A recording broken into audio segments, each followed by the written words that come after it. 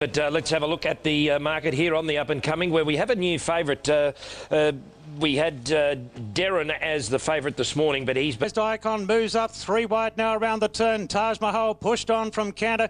Walked right in. Divine Prophet 8 lengths off the leaders. Coming up the rise. Thronham being joined by Darren the outside. And Darren lays it down to Thronham. Then Prized Icon, Divine Prophet from back in the field runs on. It's Darren getting the upper hand from Thronham. Divine Prophet with a big run on the outside. Darren in front. Divine Prophet over the top. Bang! Got up to win it.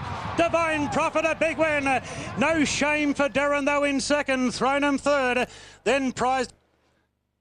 Wow, 2 weeks in a row Team Hawks have produced, grabs them on the line and wins. Exciting. Wow. They have got 2 ripping 3-year-olds, and they've both... And now the fillies are in the ring for the Silver Shadow, Duff. Yeah, look, did go up on Monday, and you see it there going to the barriers with Brenton Avdulla in the saddle. It's a $2.60 favourite with Tab. Well, the small new market now with the second favourite Calliope out. Well, first of all, Time for Roses in front by a half on's the ladies not out. Then came Alluvian, Baccarella could have been. Ome Sword just being nudged along now, about to pull to the outside. Manea's a length behind her. Then Quick Feet and Zafina's last. Time for Roses leads from the ladies not out. Baccarella, and here comes Ome Sword starting to lengthen on the outside. Alluvian the fence. Manea's struggling. Ome Sword races to the lead from Baccarella. Then Quick Feet making ground, but Ome Sword's off and gone in the Silver Shadow. Ome Sword's going to bolt it up. Baccarella second. Quick Feet third. Then Alluvian followed last in. Very, very impressive. We'll have more on this excellent win by Ome Sword in a moment. To get a glimpse of Winx, the winner of $6.6 million. She's on a 9-race winning streak, and she's back at the races today. First up in the Warwick Stakes. Just first glimpse, Ronnie, what do you think? Look, Chris Yard now, and joined Chris Waller and the other riders as well. So Huey's out ready to go in front of and better in the early part of this race. And he's given Huey no instructions. Huey will... They're off and racing, and Winx has jumped out well. Rebel Dane was the first into stride, though, and Rebel Dane's going to lead out. And Bowman takes Winx straight up into second on settling. The course, Rebel Dane second up, leads the champion mare Winx, who's had a very soft run in second, a lot closer than normal. And she parks up in a very prominent position from Lucia Valentina and Hartnell. Then Grand Marshal from Vanbrugh, Who Shot the Barman, being quietly ridden last. 600 metres to run. Rebel Dane in front from Winx. Then Lucia Valentina and Hartnell. No moves coming to the turn. From Vanbrugh, Grand Marshal and Who Shot the Barman's last around the turn. Berry gives Rebel Dane a rev up. Bowman sits motionless on the champion mare Winx, and she sidles up to Rebel Dane and puts her head in front. Clear from Hartnell and Lucia Valentina, but the champion mare Winx has drawn away from Rebel Dane. Hartnell going into third. Here's the season premiere of Winx, and what a blockbuster season we're in for. She toys with the rivals in the Warwick Stakes. Hartnell second, Rebel Dane a rev up. Bowman sits motionless on the champion mare Winx, and she sidles up to Rebel Dane and puts her head in front. Clear from Hartnell and Lucia Valentina, but the champion mare Winx has drawn away from Rebel Dane. Hartnell going into third. Here's the season premiere of Winx, and what a blockbuster season we're in for. She toys with the rivals in the Warwick Stakes. Hartnell second, Rebel Dane third, Lucia Valentina just missed that speech. There's 10 in a row. Well, you know they're a champion when the crowd breaks into applause, not cheers or anything raw. He was just in second gear, and he didn't have to do a lot. He might even take a cut in his pay for that ride, I think. But no, mate, we just... You know, Rebel Dane just couldn't take me far enough, and I don't think she's been as quick under me as she did, as she was today when I let her go. Really? That's as quick as you've felt underneath you? I think so, but I'm starting to... Just being handed a note by Duff. Have a look at that. 32.89. Yeah, it's pretty quick, isn't it? race of the day. It's the Group 1 New Zealand Bloodstock Memsey Stakes worth $502,000 to be run at weight for age, and a short price favourite here. $2.20 into $2.60 into today, and now you're getting $2.05. Has been well found late, so $1.95. Last and Tarzino last, and they are flying at the 800 metres, and Charmed Harmony 2.5 Tasby, 2 Mahuta, 2 lengths further back as Rising Romance, a further 2 to Blackheart Bart. He's 2.5 on Alpine Eagle, Prince of Penzance and Sophia Rosa. Another 2 lengths further back as Palantino, followed by Hiyoshi, and then Tally on the rail, and Tarzino about 3 lengths away. Field is well strung out around the home turn. Charmed Harmony led by 2 lengths, Tasby, Mahuta the rail, and then Rising Romance. Now Rawilla hasn't yet gone for the favourite. He peels to the outside now on Blackheart Bart. He's got 4 lengths to make up. The leaders are coming back. Charmed Harmony, Tasby, Mahuta, Rising Romance coming at them. Blackheart Bart, now he's starting to really wind up, and inside the 200 the favourite took the lead. Blackheart Bart drew nearly a length in front of Rising Romance, and Mahuta on the rail, but Blackheart Bart is too good. Blackheart Bart by a length and a half. Rising Romance, Mahuta 2 lengths away third, just in front of Tasby, held on okay. Then Palantino got home nicely from Alpine Eagle. Hiyoshi, Tarzino warmed up when it was all over. He all class, Blackheart Bart. That makes it win number 13 from 32 starts, and he burst through the $2 million mark. It was a lovely ride from Brad Rawilla. You were giggling when he landed in that spot, and the speed we weren't expecting. There's one horse there at the moment. It's firmed up a bit since yesterday. $2.50. Now, Highland Reel will... Rose Hill for our feature race of the day. What a great race we've got ahead of it. Astern just on the toe. He's just starting to get a little bit warm behind. Now 260. You could have had as much as 420 about it. This market's been up since Monday, where he... It's Winx's little brother in front, El Divino. Out by 3/4 to the San Domenico winner, Star Turn. Manolo Blanicola closer today in third, followed by Nikitas, Impending between them. Then came Astern from Solomon, Mediterranean, Gadfly.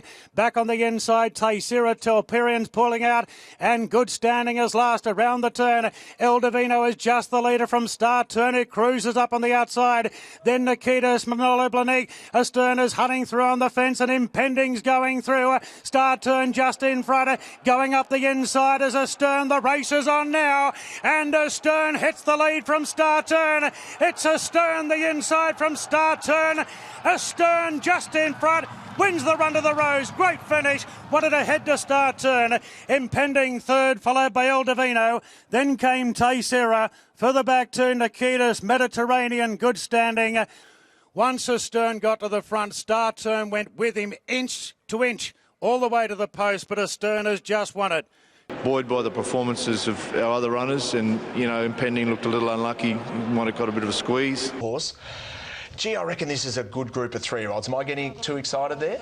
No, I think you're right. You know, I mean, and Defcon comes to not the dominant one, to being a dominant 3-year-old. We've always thought he was pretty good. You know, just penny dropping. Is that what's? Yeah, and he's still not there yet. You know, I mean, he's only gone down by a head. He wins by a head, and you're yahooing, and you know they beat the rest by 4, and the winners only had 1 blemish, and that was in the Golden Slipper. The grandstand jockeys. Runners have snapped that up into $6 again, and it's similar story on course with a Woke well backed as well.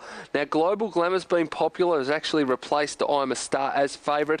A 4 jump in the fast and Star, one off the fence from Modesty Prevails. Global Glamour couldn't get across. It's caught very deep from I'm Imogen. Back on the inside is Quick Feet from Foxplay. Japanda on the fence, and strung up in traffic is Awoke as they race into the straight now. Baccarella on the outside of Rather Sweet. King goes for I'm a Star, then Foxplay running on. Quick Feet towards the inside, makes ground, and further back then to Smart Amelia. It's a Baccarella nicely clear from Foxplay going to second. It's Baccarella a length in front, but Foxplay's eating up the ground. Foxplay right over the top's going to win the Fast and Furious. Foxplay by a length and a half to Baccarella. Global Glamour's been a tough run in third. Smart Amelia closing. Very impressive, didn't you? What a thrill for your group of owners. Oh, Greg, it's fabulous. Just wonderful. features just keep on coming. Randwick, the Tramway Stakes, and what a betting race this will be. I think it's earlier on in the week, and that support's continued today as well at $10. Then we've got It's Somewhat and Haraki at 12 and 13. From It's Somewhat, then Le Remain 3 back the fence on the inside of Happy Clapper. Then came Haraki on the inside of Gust of Wind, and Saddler's Lake, the last one, coming up to the home turn, and Sons of John extending its lead around the corner to a length and a half on Dibiani, but Shin sits quietly 2 lengths away to Cosmic Cube. It's Somewhat, Happy Clapper and Haraki pulls to the outside. Sons of John is the leader from Dibiani. It's Somewhat, Haraki the outside, and Le Remain is bursting through along the rails. Le Remain's going quickly to join Dibiani. Haraki the outside, and It's Somewhat. Haraki out wide, hits the lead narrowly from Dibiani. Le Remain, and Haraki's going to do it today. Haraki by 3/4 to Le Remain. A half head away Dibiani. Then came Happy Clapper from It's Somewhat. Third to Winx, first up last prep, so he's run right up to that fresh form he showed in the past. Le Remain has run second. Head towards the George Main. Yeah, look, I think he's a horse that I think he's better on top of the ground. I don't know. Firm from 280 into 230 in the last hour or so. Prized down the side of the course. Storm the Stars a half length clear from Prized Icon, and Hartnell is just stalking the 2 leaders coming to the 700. 2 further back, 2 Preferment, Who Shot the Barman, and Grand Marshals last of all racing to the turn, and Storm the Stars travelling for Abdullah by a length on Prized Icon. McDonald makes his move on Hartnell, pulling it into a 3-wide position as they straighten up now. Can Storm the Stars see it out? Hartnell makes a big bid for victory. He hasn't even touched him, and away goes Hartnell. The 3-year-old Prized Icon's been too keen in the run. He's trying to hold down second from Storm the Stars. Preferment's revving up late, but the further they go, the further Hartnell's pulling away. Oh, isn't this easy money? Oh, McDonald with a big cheeky look over the shoulder. Eased him down, won it by 7. I think he's move on Hartnell, pulling it into a 3-wide position as they straighten up now. Can Storm the Stars see it out? Hartnell makes a big bid for victory. He hasn't even touched him, and away goes Hartnell. The 3-year-old Prized Icon's been too keen in the run. He's trying to hold down second from Storm the Stars. Preferment's revving up late, but the further they go, the further Hartnell's pulling away. Oh, isn't this easy money? Oh, McDonald with a big cheeky look over the shoulder. Eased him down, won it by 7. I think Storm the Stars second, just in front of Grand Marshal. Who Shot the Barman flew. Preferment close up. Prized Icon fired up and ran last. What a great effort by Hartnell, second up. Well, James McDonald pinching money there. The long, sustained peep over the shoulder over the final 75 metres has absolutely donkey-licked them. The time bolted in, Hartnell, and didn't the race set? Loved the heavy, loved every bit of that. It's hard to imagine that Winx could have been in front of him. Like, it's hard to think that he could have beaten Winx, but then where do you see her beating the rest of the field by 15 lengths or like? Well, he's won by 7.5, hard held, sitting up. J Mac looking through. We were talking off air when he first came out. There was the best horse in the world sort of feel about him. He was having barrier trials today, but the male. He does put them away. It's very, very impressive. It's what can you say? The vision speaks for itself. $7 the field now, and our new favourite is the United States. This has been a really interesting betting race. There's a few at good prices that have been very solidly backed. This is the market currently with Crown Bet. The United States, well, overall it's been a drifter. So is Tozen Stardom next at the 1,000, being followed then by out wide on the course then is Set Square. Back behind those Awesome Rock, and then Jameka starting a move now. Back behind those now the United States, about third last when they run the 800 turn, and then Real Love and Sign Off. So the Cleaner is the leader, a length in front of Mahuta. Miss Rose Delago a length away deep out third, and then Excess Knowledge and Suavito. Tavago urged along from Jackano Bay. They're followed by Set Square, Awesome Rock, Tozen Stardom. No run at the moment when they go by the school, and then Real Love and Jameka. The United States is second last in the run to the home turn, and Sign Off. So the Cleaner coming around the home turn leads by a length Mahuta, 2 lengths to Excess Knowledge, Suavito. Running on Set Square around the outside. Jameka's putting in a run. The Cleaner turns into the straight, going for 3 straight by a length. Awesome Rock, Mahuta are coming from Set Square. Down the outside was Jameka, but Awesome Rock strides to the lead at the 100-metre mark and breaks away. Real Love running on well, but it's Awesome Rock by 2 lengths to Real Love. Set square. Chosen Stardom got home nicely fourth, and close up the cleaner Brave. Then Jameka, the United States never going to win it from Jackanow Bay. Awesome Rock has taken out the Group 2 Dardo Tanchinam Stakes and guaranteed himself a start in the WS Cox Plate. An outstanding win for Stephen Baster, who gives him the feature race. We've had him in the Cox Plate the whole way along, so he needed to do something like that for us to take the next step up and say, righto, now we can have a real crack at it. So, but tell you what, Brent, once he opened up here, there was just carnage in and around. Well, that's you got to put that as a little asterisk, because most jockeys would probably have to check and hold, and they wouldn't sort of go for that run. But he sort of just burst through, and there you can see the domino effect as the rest of the field basically just gets shuffled out wide, and that's had probably a real disadvantage on the momentum of Awesome Stardom, who's done a terrific job to pick itself up. And Stephen Bass was under no illusions. He walked in the steward's room, Matty, put his hands in the air and said, look, sorry, apologise. He explained that the horse quickened underneath him more than he was anticipating. And, and he goes, 13 meetings. Went, OK, fair enough, I'll cop There's that. a lot of harping on A form and B form in racing, isn't there? And everyone's going to go, oh, that was the B form, look at Awesome Rock. The De Bortley Wines Golden Rose. There's been a great atmosphere here. $5 chance. On track, they put it up 6 straight into 5. The 3 picks have all firmed on track. We've got a Astern favourite at tab at 360. You could have had one. Purton's got Yankee Rose in front of the 1,000. From Good Standing in second, Sharmaloo behind them. Thrown him now, whips up on the outside after the tardy start, going to third. Followed then by Nikitas, El Divino. Further back to Impending, Ome Sword and Darren. A length and a half to the favourite Astern. The inside is Mediterranean. From O'Reilly, Cyrus. Well back is Divine Prophet as they race up towards the home turn. 600 a run. Yankee Rose, a surprise leader. From Good Standing and Thronum. Then Sharmaloo, El Divino all boxed up. Nikitas the outside. Pumping away is Ome Sword. Joe Marrera looking for the run. Darren to the outside. And Astern pulls to the extreme outside. Good Standing and Yankee Rose at the 300 metres. Impending slips up behind them. Here comes the favourite Astern. And the colt is letting rip with a big run. Astern heads off Yankee Rose. Then came Good Standing. Impending into the clear. But Astern a big winner in the Golden Rose. Ome Sword grabs second. To the outside. And Astern pulls to the extreme outside. Good Standing and Yankee Rose at the 300 metres. Impending slips up behind them. Here comes the favourite Astern, and the colt is letting rip with a big run. Astern heads off Yankee Rose. Then came Good Standing. Impending into the clear, but Astern a big winner in the Golden Rose. Ome Sword grabs second. In front of Impending, Divine Prophet late, Good Standing there. Then Yankee Rose. Further back to Sharmaloo, last to finish. Big win in the Golden Rose to Astern. John O'Shea delighted. The stud again. They did it last year with Exosphere, and James McDonald had time to yell out, shake his head in disbelief at how good Astern looks today. What a sprint.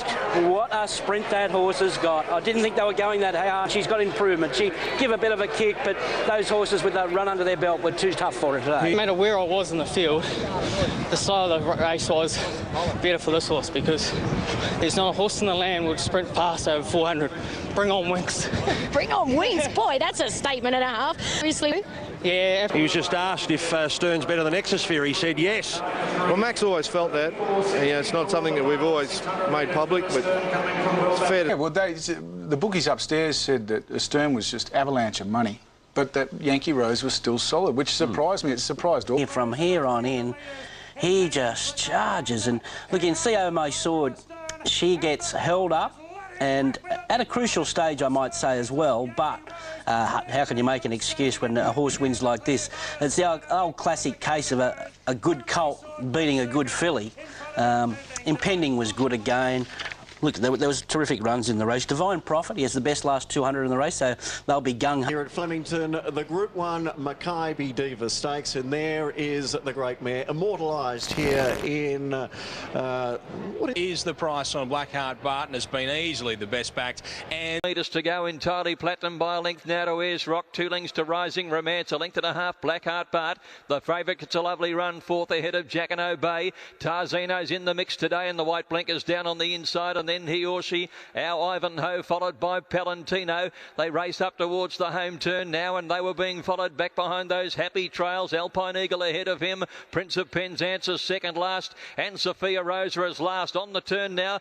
Into the straight for the Maccabi Diva, and entirely platinum narrowly from Rising Romance. Blackheart Bart joins them wide out on the course ahead of Jacquinot Bay. Tarzino going for an inside runner, then now Ivanhoe and Alpine Eagle coming towards the 300 metres though, and Blackheart Bart takes control. He leads by about a length to Palantino, starting to finish off well. Then came he or she. Out wider was Jacquinot Bay. Blackheart Bart has a race in his hands because Palantino joins him. The stablemate heads him. Palantino draws away. He's too good. Palantino by 3/4 to Blackheart Bart. He or she ran third. Close go for fourth. Jacquinot Bay and Prince of Penzance hit the line well. Followed by our Ivanhoe. Tarzino. Rising Romance didn't finish a race off from... Gee, he is a good horse, Palantino, and he's a Flemington horse. That was an outstanding win. A lovely ride there from Mark Zara. Blackheart Bart, he appeared to have every conceivable chance. Palantino has given Darren Weir a Quinella with the favourite Blackheart Bart. The outsider of... It's always been a bit of a dope. He's always had a hard horse to ride, but he's a bit more mature now, and he really relaxed in the run yesterday and sprinted quickly. I thought it was a very strong performance. His stablemate... Hartnell, $13. Palantino, the winner of the Maccabi Diva, $15. Hartnell, Jameka, Scottish. I mean, we're $15 the field, Caulfield Cup. Yeah, a little bit around. I'm on Sky 2 with apologies. Fourth at Randwick is at Group 2 grade for the 3-year-old fillies. Starter about Cinderella, further back to Foxplay, Global Glamour, just looking for a bit of room now. Awoka's coming through, two off the fences. Foxplay works into the clear, Cezanne moves up on the outside. Oh, the favourite's in a pocket, Foxplay. Oh, needs Chopper rescue. Skylark Glow races to the lead from Quick Feet. Then came Global Glamour bursting along the rails. Foxplay's into the clear now. Anybody's race, Skylark Glow. Foxplay, can she still get up? Yes! Oh, Foxplay gets up to win it from Skylark Glow and Quick Feet. It nearly went horribly wrong. Then Plenty to Like Glow. The odds going into that race yesterday, I was dead set proven wrong because it was another authoritative performance from her.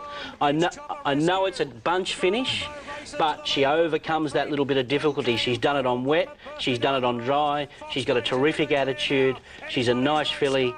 I don't think she's Oh My Sword's class, but she, you know, there's I don't know what Chris is thinking with her. Her stablemate Cezanne's got 2 stables. Yeah, Godolphin versus Waller. And Hill Stakes, and it's over 2,000 metres. All right, there's... It's impossible to tip against him on that form, and I'm excited to see the Hill Stakes. Magic Hurricane on the fence from Who Shot the Barman, and Grand Marshal Scrubbed Up's last ball around the turn. It Stormed the Stars being tackled now by Hartnell. Preferment being pushed along. Magic Hurricane creeping closer. He still swings off. Hartnell McDonald inside the 300 metres. He's travelling great guns, Hartnell, and he zips away from them. Storm the Stars, Magic Hurricane can't do any better, nor last year's winner Preferment. You thought he was impressive in the Chelmsford. It's all on again today. Here's a massive win to Hartnell. Flashing home Who Shot the Barman grabs. He still swings off. Hartnell McDonald inside the 300 metres. He's travelling great guns, Hartnell, and he zips away from them. Storm the Stars, Magic Hurricane can't do any better, nor last year's winner Preferment. You thought he was impressive in the Chelmsford. It's all on again today. Here's a massive win to Hartnell. Flashing home Who Shot the Barman grabs second in front of Storm the Stars. Not she. Wowee. Wowee. Wouldn't you like to go for him to go around in 40 minutes' time? Yeah, it was never in doubt, wasn't it, the way he relaxed outside the lead, which is really not in his makeup, and just under a hole, really. It's just so arrogant the way he's won his past 2 starts, and you know, some people say, oh, he's beaten up a team of no hopers here. You know, Preferment's a pretty good horse. He's won 3 or 4 Group 1s, the Australian Cup winner last year, and he's a second up specialist. You know, Who Shot the Barman, I'm convinced he's going better than ever, and this put out. Do you want to? Here's a funny story. When I went down there, I would like to see him have another go at a Melbourne Cup. I really would. That horse, dare I say it, it reminds me a bit of Saintly. It won't go in Melbourne as well. But if he performs at his first start in Melbourne, and I think he will because he's a different horse, I would be starting to think Melbourne Cups with a horse like him. Okay. You know, he's just going to be chasing a champion, and while he's I think he'll be running... Hewitt for the 4 on Winx, and another Group 1. Well, what more is there to say? Well, she did open $1.08 on Group 1. In the Colgate, Dick White, George Main, and they're off and racing. She's going to settle last, Winx.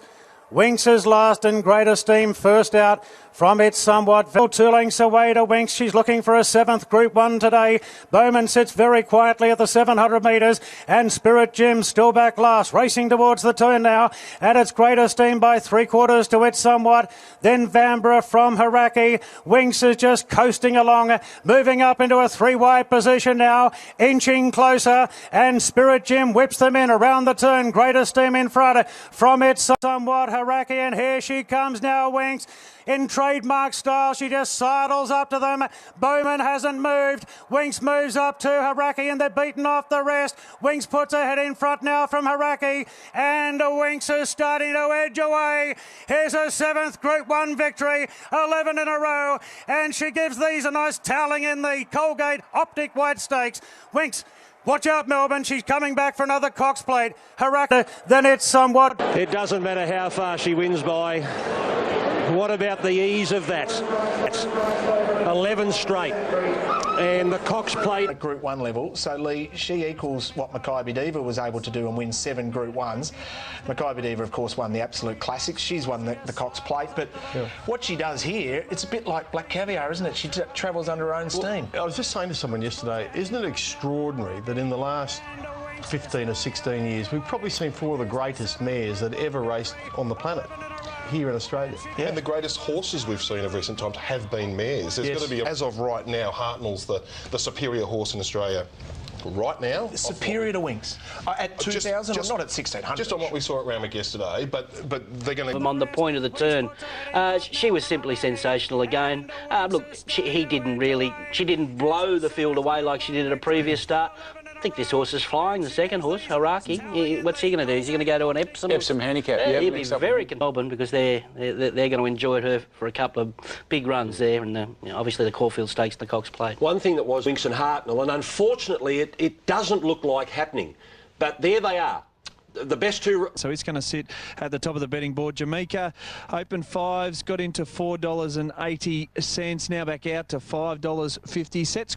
A dozen lengths away from the leader, and that's Tom Melbourne running along by 2 lengths Gallant, 2 lengths away Jameka at the 600. She's had a beautiful run on the inside of Gabella, then Magnapel Taiyu. Here's Set Square coming around the outside with her run, and then Real Love, Excess Knowledge, and second Bullet with Al Moonquith pulled to the outside. Inside the 400 metres, Tom Melbourne with Gallant coming at him hard, and then Gabella, Magnapel, Set Square off the course, and Jameka cut the corner and hit the front. 300 left to go, and Jameka went for home. Tom Melbourne can't go with her. Gallant's battling away very strongly on the outside. Jameka in front with 150 to go, holding a good margin. She's 2 lengths in front, going away from them. The Oaks winner's back. Jameka streaked away, won it by 3 Gallant. Barissa got up for third in a photo. Just ahead of Set Square, Magnapel and Josh. Oh, Jameka, she is class with a capital C. We saw her win the Oaks this time last year over the Flemington Cup Carnival. She'll be one of the favourites for the Caulfield Cup now. That was a beautiful... Now, Jameka, isn't she, as the ultimate Caulfield Cup candidate, don't you think? Well, she is, because very few of these Oaks-winning 3-year-old fillies come back to their very best form against the older males. Now, she's destroyed that field yesterday. She destroyed the Sydney Cup winner. She's the rightful favourite, and it's up to something else to challenge her in the next 3 or 4 weeks. And you got to remember too. I thought the same way. I thought it was good. We're going to change. There's no doubt. Right away, it was a great ride by Kieran. The Underwood Gardens for the Stan Fox, a Group 2, wonderful. Good standing with the run of the race, third. Then came Divine Prophet. Second last, the inside Impending, and still the outside Mediterranean as they race up towards the home turn. 500 to run on the Stan Fox, and it's thrown him in front from Solomon. Divine Prophet, the first to make the move. Mediterranean moves up on the outside now. Impending all of a sudden is looking for the run. He gets it now. Divine Prophet races to the lead. Impending's out. Then Solomon, good standing. Mediterranean's only battling. Divine Prophet in front. Impending starting to level up. Impending goes to Divine Prophet. Impending the outside hits the lead from Divine Prophet, and Impending wins it. Impending in the stand. Fox a long neck to Divine Prophet. Good standing third. Solomon fourth. Mediterranean thrown a word up for it.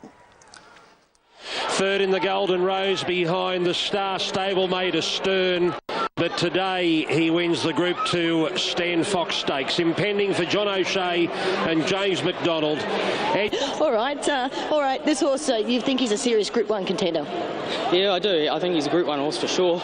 Brent, I know you. Well, the format of that Stan Fox has been really strong in the last 2 years and produced the 2 Caulfield Guineas. That's right. Because Press Statement won it last year, and previous to that was Shooting to Win. So doesn't it tell you how good Astern is? And I know he's had the setback, so he's not there. But with Godolphin at the moment, one falls down, another takes its place. So you lose the star, the next best comes along, and it's the favourite for the Guineas. Yeah, so. By Lonro out of Nemesis, he's no mug, is he? This is the strongest form. I think that's the strongest form for the Caulfield Guineas. That's just a personal opinion, and it's sort of been tested. This was one of the better races of the day. I'd suggest this is real 3-year-old form, Guineas. The second horse lost no admirers. He threw a plate in that race, so whether you want to put any emphasis on that. And I thought Good Standing was good as well. There's 3 magnificent colts. And I'm suggesting, and so does the market suggest, that that's real form. That's crownbet.com.au, and it has been a real good go throughout betting Blackheart Bart, and that money's continued now. $2.40 is the current price with Crownbet on the favourite. As they make their way down past the 1,000-metre mark, the cleaner starting to string this field out, leads by about 3.5 Jack and Obey. Similar margin, Blackheart Bart, third outside Hiyoshi. 2 lengths to Awesome Rock, 1.5 lengths then to Howard Be Thy Name, and Lucia Valentina, about 10 off the leader at least as they go by the 800 metres, and then Prince of Penzance and Tarzino's on the rails with Tavago down the side, and the cleaner by 3 lengths as he races towards the 600 metres, maybe a little more to Jack and Obey. 3 lengths to Blackheart Bart. Rawilla still sitting fairly quietly there. Hiyoshi being shunted along on the inside, and then Awesome Rock followed Lucia Valentina, Howard Be Thy Name, Tarzino, Prince of Penzance, and Tavago's off the bit. So around the turn, and the cleaner straightened up by 2 Jack and Obey. Blackheart Bart poised for his run, then Hiyoshi followed by Awesome Rock. Lucia Valentina is battling away behind them, but Blackheart Bart went to the 200, claimed the lead from the cleaner. Jack and Obey is boxing on well with Hiyoshi, and then Lucia Valentina, but Blackheart Bart is all too good. Races away and scored by 2.5 Hiyoshi. Photo third, Lucia Valentina or Jack and Obey. Then the cleaner, Awesome Rock, back by... Too good for them.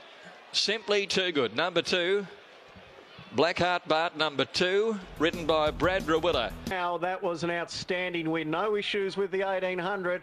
The next question is the 2040 at Moonee Valley, and a mouth-watering... Winx v Blackheart Bart. And it's not as simple as that, but at the moment it's $1.50 Winx, $2.50 Blackheart. I'd be happy to be on the 150. You want to take Blackheart Bart? Do you want to follow Maddie's lead with Hartnell at $9? Is Highland Real coming? Vadamos is about 30s into a... But Don't Doubt Mama, best back runner in the race, into $3.20.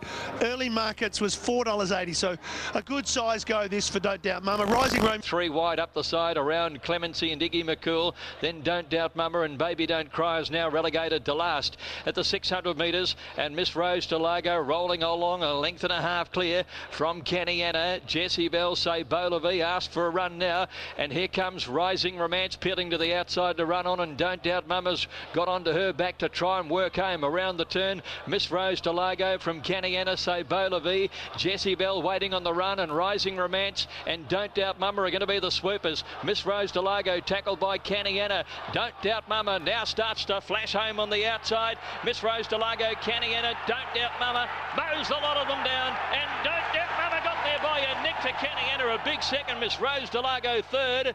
Close fourth, Sailor Bees up there. It's just simply a really good mare, isn't she? Don't Doubt Mama. They keep doubting her, but she just keeps winning. $3.40 and $1.40. Caniana. Well, heading towards the big Group 1 at Flemington on Derby Day, she looks to be the one that's performed very well at Flemington in the past. She loves the mile, and the tempo of this race wasn't really suited for those to charge on from the back. The leaders had... From the big Group 1. And it's all about Chautauqua. Chautauqua. And all our major bets are on Chautauqua. You could have got $2.25, $2.30 when we started our broadcast tonight, but now you're getting $2.05. So Chautauqua back to a closer price that we thought. We thought it'd be around even money or maybe even into the red. Chautauqua.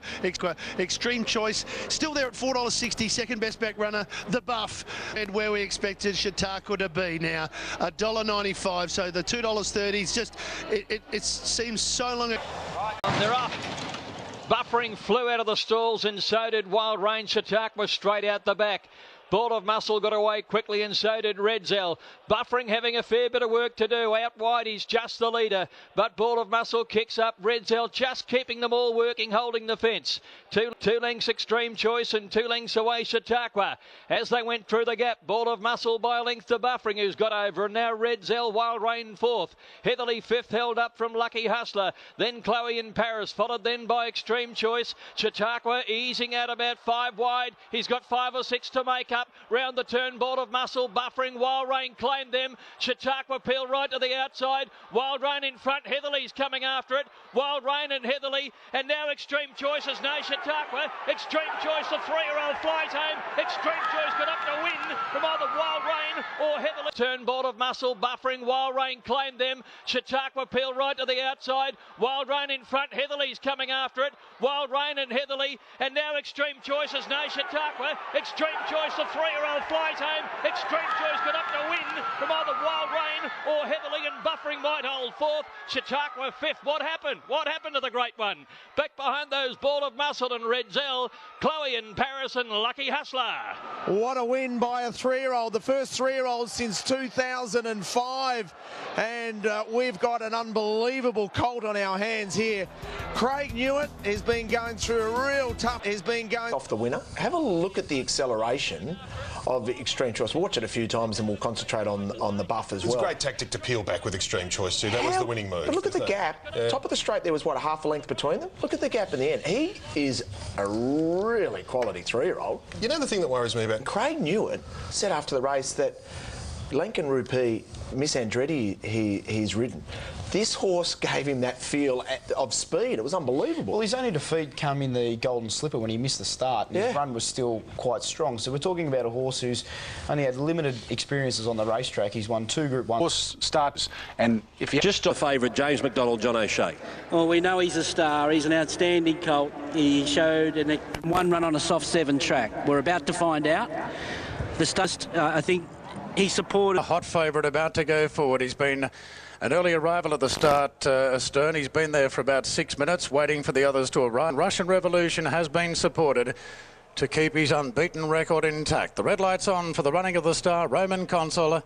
1,200 metres. Last of the 600 metres. Russian Revolution looking for 4 out of 4. Leads from Mount Panorama. Then the slipper winner, Capitalist, just waiting for the run to open up from Flash Vivian. Astern is 3 lengths away. He's really starting to go through his gears on the outside. Russian Revolution tries to kick.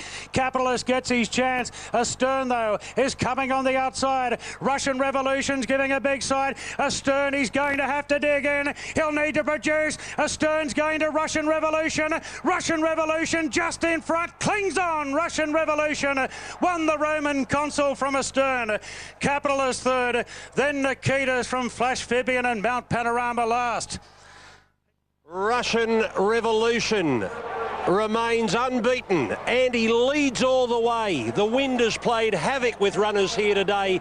4 front runners. Too conservative with Astern. He gave 6 lengths to a quality colt. Could he have settled 3 lengths off him? I think on face value, you have to say yes, he was conservative because he set the horse too much of a task and he was beaten. The horse's performance was unbelievable, considering the sectionals that he's run from where he was in that field. But in knowing... We praise the winner, Russian Revolution. We point out that Astern broke the clock. He did. You know, disappointed if you're from Astern. That's just... You can't do that. 32.29, the last 600. 32.29. Do you want to hear his last 4 sections? Yeah. 10.86, 10.8, 10.41, 11.08. That's the damage, the 400 to the 200. He's broken 11 seconds 3 times. He had to go. He had to go. Big one of the day here. We've got a packed mounting yard. This is the $1 million. Big one of the day here. We've got a packed mounting yard. This is the $1 million Tab Epsom. What a... And Haraki's been taken back to last. Victoire's making them run here on Fabrizio. Fabrizio, a four-length leader from Sons of John. Le remain in third. Then came McIntosh. Dibiani next the outside. Happy Clapper midfield from Mighty Lucky. Then came McCreary. Further back in the race then to Palantino from Vanbrugh. Heavens above. Torgerson and Haraki's the last one. The Frenchman's putting on a display in the Epsom. Johan Victoire's got 8 lengths clear on Fabrizio. Sons of John second from Le Remain. Then McIntosh from Dibiani. Happy Clapper looking to come off the fence. McCreary's come off the bridle. Then Mighty Lucky. Palantino forced very deep from Heavens Above as they straighten up. He goes for home on Fabrizio. It's 6 lengths clear from Le Remain, giving chase quickly. So's McIntosh. Dibiani's running on. Further back to Happy Clapper and McCreary. It's Fabrizio in front, but Le Remain, Dibiani and McIntosh are all closing in. McIntosh through the centre from Dibiani. McIntosh, Dibiani. McIntosh, Dibiani. Flashing home is Haraki the outside. He goes for home on Fabrizio. It's 6 lengths clear from Le Remain, giving chase quickly. So's McIntosh. Dibiani's running on. Further back to Happy Clapper and McCreary. It's Fabrizio in front, but Le Remain, Dibiani and McIntosh are all closing in. McIntosh through the centre from Dibiani. McIntosh, Dibiani. McIntosh, Dibiani. Flashing home is Haraki the outside. Haraki the outside. Oh my goodness, Haraki's come that fast, I'm not sure. Lunging at Dibiani and McIntosh. Then came Happy. One of the great Epsom victories. How Haraki has come from last, right over the top of them. He's got there. In second and to come away with an Epsom win, but John's timed his preparation to... You're in a bit of disbelief now, aren't you? I can't believe it, mate, honestly. I'll take it, but I can't believe it. You know, the last... McIntosh, and then look out wide there, but, well, Haraki, you couldn't have him. And then all of a sudden he emerges here. Happy Clapper's just... He goes past him and he's looking for 2,000 metres. An amazing race, and a race you have to watch 3 or 4 times to get a really good feel of it. A really good feel of it. He's run 10.82 his last 200 metres, Haraki. Well, that's amazing. That's a group, you know, that's... proper stuff. Emirates Melbourne Cup. Almandin for Team Williams is the favourite at $2.60. The stablemate Aloft at $5.50. I'm looking forward to seeing Athlon along the rails, and they've claimed Shimrano. Luke moved up strongly into 4th placing, followed Moonquith with an excess knowledge. Von Jamas next around the outside, and then Almandin playing for luck closer to the inner when they corner in. Back behind them is Aloft. He's got a lot to do from there. Zantique has gone past him now. Sporkadelic last. Dandy Gent the leader. Into the straight, he's 2 lengths to Moonquith giving chase. Pentathlon boxing on only on the inside.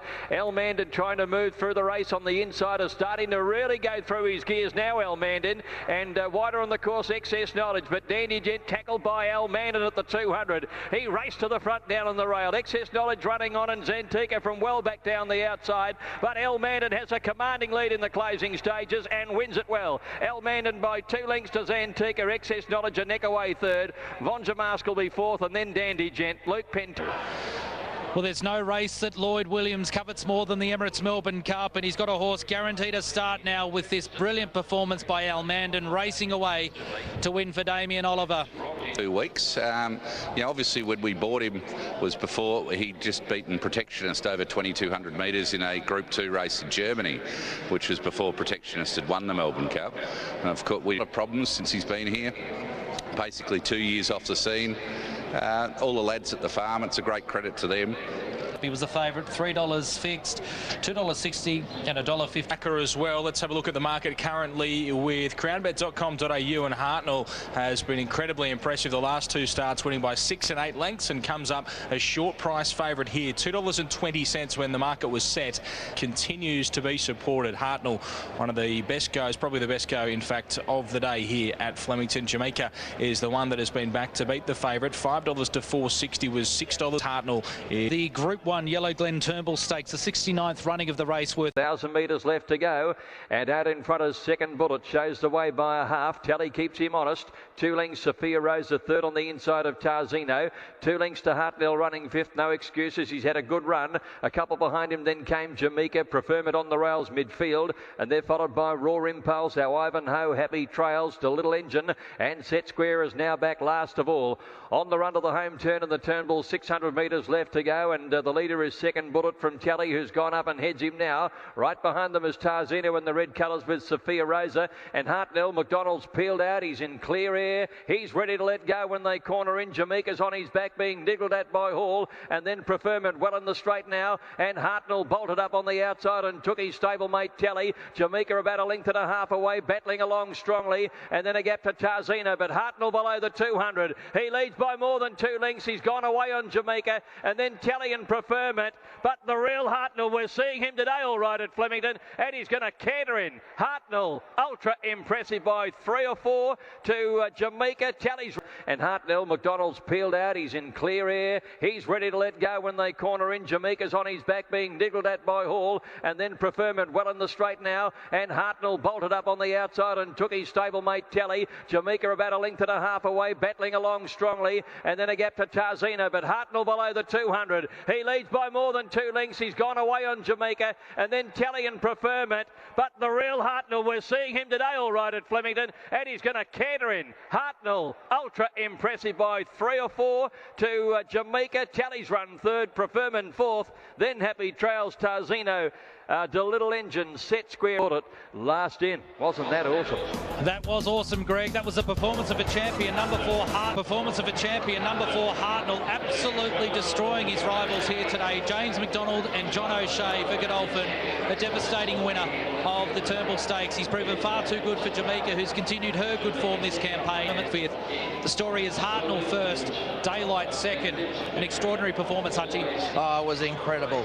Beautiful run through the race. This horse, and John said to me before I got legged on, he said, I reckon this horse has improved, funnily enough, and the way he dealt with it. You had it in the bag a long way up? Yeah, I had it in the bag about the 800. It was pretty easy. Once I got that... We said that when he left here, and they're all worried. It was going, we know, to the Cox Plate. I mean, Jameka here was, what, 56.5 kilos, drops down to 53? I don't think she carried that much on this occasion. In the Turnbull, she would have been light, set weight 54.5, yeah. Yeah, but then you've got Tally, who's run third in this race, who's going to back up into the Caulfield Cup. Preferment is there. So this is not a bad Caulfield Cup form guide. And Big one of the day, the Group 1 Mowat and Shandon Spring Champion Stakes. Can Yankee Rose do it? Can she take on the boys? Down by turn, ready, fire aim in front by 3/4 to Veladero. Honey Wine getting closer in third. Prized Icon is in a bit of a pocket from Swear Tumultuous. Yankee Rose 5 lengths off them being popped. The question, Veladero shot to the lead. Honey Wine and Swear giving chase. Further back to Yankee Rose. She's trying a hard out. Swear moves up on the outside of Honey Wine. Veladero. Here's Yankee Rose charging. Yankee Rose goes to Swear and Prized Icon, and Yankee Rose, the first filly to win the Spring Champion Stakes. Yankee Rose overhauled Swear and Prized Icon, who are in a photo. It's the Group 1 winning jockey, Dean Yendall. Forever known as Group 1 Dean now, Dean. Well done, Dean. Well done. At $4.40. We get to see her line up in the Ladbrokes Caulfield Stakes here, and remarkably, Gator, she's on the drift. $1.20 out to $1.22, and of Australasia. Number 3, Winx, to be ridden by Hugh Bowman, trained by Chris Waller. She's chasing her 12th win in a row. Her career... Winx goes with him, and he or she now just starting to be niggled at to try and stay with them as they come to the 600. Bowman sitting supremely confident on the favourite as he idles up on the outside. Blackheart Bart by about a half to Winx on the outside. Now, is she going to be given a race or not? They swing wide, the pair of them, and they've left he or she behind, but around the turn, Blackheart Bart straightened up about a half in front of Winx. Now Bowman's just asking her to go, and she sidles up at the 200 metres. Blackheart Bart trying to really go with her, but Winx now, with about 150 to go, drew a neck in front. Blackheart Bart won't go away, but Winx is too good, far too good. She scared her rivals away, and she blew them away when they got there by 2 lengths. Second to Blackheart Bart, he or she third. There's the Unbroken Dozen at eight Group 1s. What an extraordinary mare she is, and we've witnessed something very unique, and that was Winx absolutely stamping her authority over her weight for 8 rivals in Australia. As Greg said, social media, and you speak to people, some people obviously really in the camp of Winx, and that's, you can see why, given she's the best horse in the country and has proven it. But there's a real push that Hartnell could potentially beat her, and is gathering a lot of... Is that punters just looking for value? No, I would say Winx will start favourite. Like, I think she's a champion, and he's high class. Well, keep in mind, that was here, $3.60 there. Number 2, Impending, $3.60. There's also plenty of money around for the top weight, Sacred Elixir there at $5. Good standing. It opened at $7.50, now into $6. Also a little bit of money around for Divine Profit there. Number 4, $7 as well, with Bowman on board. And then we get out to Seaburge there at $26. They're about a neck in front to Revolving Door as they came to the side of the course. Good standing, doing it tough out wide. Saracino next, and Kaching's in the middle. One further back, Sacred Elixir, who's a little bit deep, but he does have some cover down the side, followed by Wasn't Me and Divine Profit playing for luck on the inside. One to Haydock. Barbie's Boy well back with Seaburge and Impending at the 600 metres. He's about 8 from the lead, and then Saisibon and Land of Plenty. Around the turn, Evacuation leading narrowly from Good Standing going on. Sacred Elixir 4 wide, and still there just outside the leader, Revolving Door when they corner in. Haydock putting in a burst around the outside, and Impending's got onto his back. In the straight, Revolving Door, and down the outside, Haydock are racing to the lead together. Divine Profit getting a needle-eye gap down on the inside with Saracino. There are many chances, Divine Profit and Haydock. Divine Profit the inside, Haydock and Seaburge. Seaburge flies home. They come to the line together. Divine Profit just won it in a photo finish from Seaburge and in the straight, Revolving Door, and down the outside, Haydock are racing to the lead together. Divine Profit getting a needle-eye gap down on the inside with Saracino. There are many chances, Divine Profit and Haydock. Divine Profit the inside, Haydock and Seaburge. Seaburge flies home. They come to the line together. Divine Profit just won it in a photo finish from Seaburge and Haydock. Just behind those, Impending doing his best work out late on the course. And what a ride by Dwayne Dunn. What a training performance by Team Hawks. Divine Profit coming through the big races in Sydney has come to Caulfield and taken the Group 1 Caulfield Guineas. Last 6, the last 3 winners have come through the Stan Fox. There is Dwayne Dunn. I reckon you give barrier 1 to Dwayne Dunn. He is the man, as we saw with his Our Rocky, to get the job done. And your frustration, David, that's you in the stripy cap right in the middle. You gave me that look as we walked past after the race. It was that, have a look at the replay look. You know. You swap the barriers, you win. You have a little bit more luck in the run, you win. And at the 100 metre, mate, no surprise Greg Miles firstly called him as the winner. Yeah. I was watching Tony McAvoy's horse, and I thought, well, we've won. And didn't see the Team Hawks horse come through on the fence. But look, my horse peaked on the day, ran a career best, and he's heading towards the good 3-year-old races the next couple of weeks. Next best in the market is Fell Swoop there at $7. It opened at $5. Falling up there, Winnings. Star Turn now has been crunched from an opening price of $2.30 into $2. Giving them a bit of a start up to the home turn, and this battle going on for the lead is still about 4 across. Flambeau's the rail, Furnaces in the blue. Star Turn 3 out, the Monstar 4 out. Malaguerra coming wider. Fell Swoop in the checkers. Sleeves is looking for a run between horses. In the straight, Star Turn, the 3-year-old, accelerated quickly. Kicked away for Craig Williams now from Dothraki and Fell Swoop, with Ocean Ember starting to finish off hard. Star Turn with a long lead though on Malaguerra, running a good race, but Star Turn too good. Star Turn by 2 lengths, Malaguerra, Fell Swoop, Ocean Ember's 4th, and then Dothraki. Well, he's been one of the best back runners of the week, and he has delivered in spades. Number 12, Star Turn, has taken out nearly the highlight of the day. We knew this Sydney colt was good. I think a few people walked away and went, wow, I didn't realise he was that good. Well, the riding was on the wall when Extreme Choice was able to for a terrific race, the Coolmore Classic, the Coolmore Stud Stakes, because Flying Artie we'll see on Wednesday resume in the Blue Sapphire. Then Flying too, they say. You've got Capitalist, who's going to head towards the Manicato. Obviously Astern, Russian Revolution will come down, and then you throw in Extreme Choice as well. And Barcelona unbeaten. It's there is some serious 3-year-olds around. If you didn't Bart, this is game on now. Look at this horse.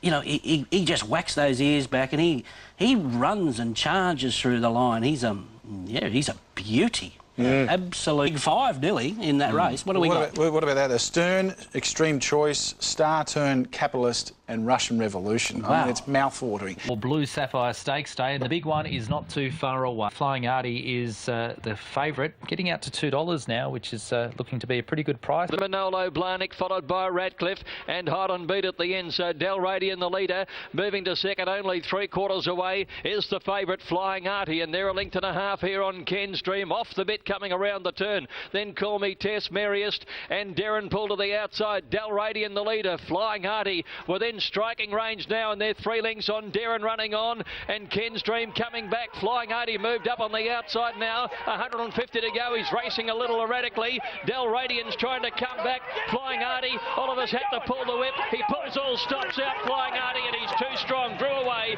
Won it by a length. Del Radian and Darren. Manolo Blahnik getting home. An outstanding return by a very, very good colt. Flying Artie, number 1. Mick Price, Damien Oliver taking out the Catnar Jewelers Blue Sapphire Stakes over Del Radian, who's gone around at a massive price and run so bravely on speed, with Darren looming over the last 300 metres of the race, finishing third. Hellbent came out of this race during the day, so that has really affected the market. It now looks like this. There's a pair of them that have been fighting for favouritism, and it is Wild Rain that has ended up with it at this stage of betting. $3.40 the price there.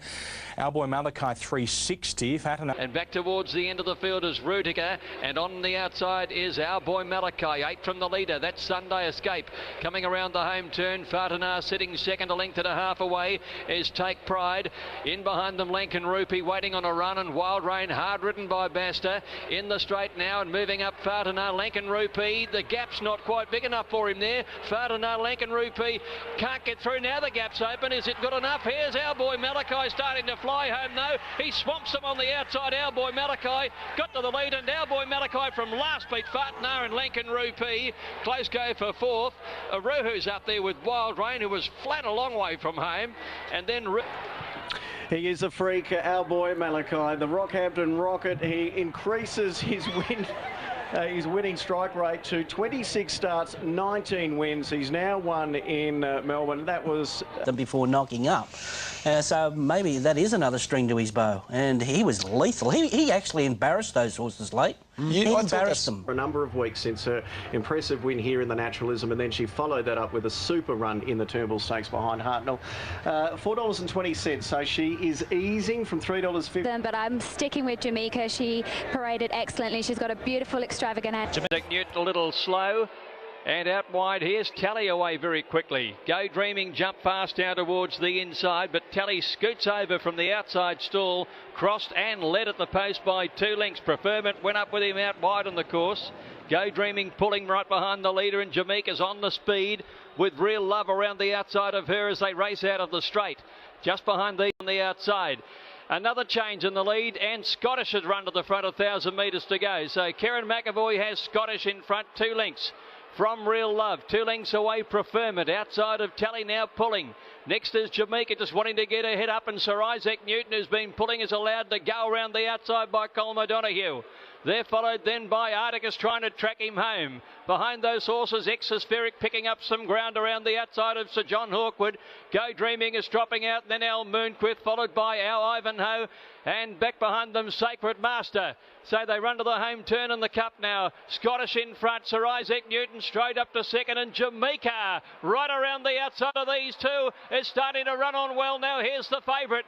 Real Love trying to thread through, and next came Articus. In the straight they race, and Scottish the leader. Jamaica coming out after him at the 200, and Hall sends the favourite to the lead. It's Jamaica drawing 3/4 on Scottish.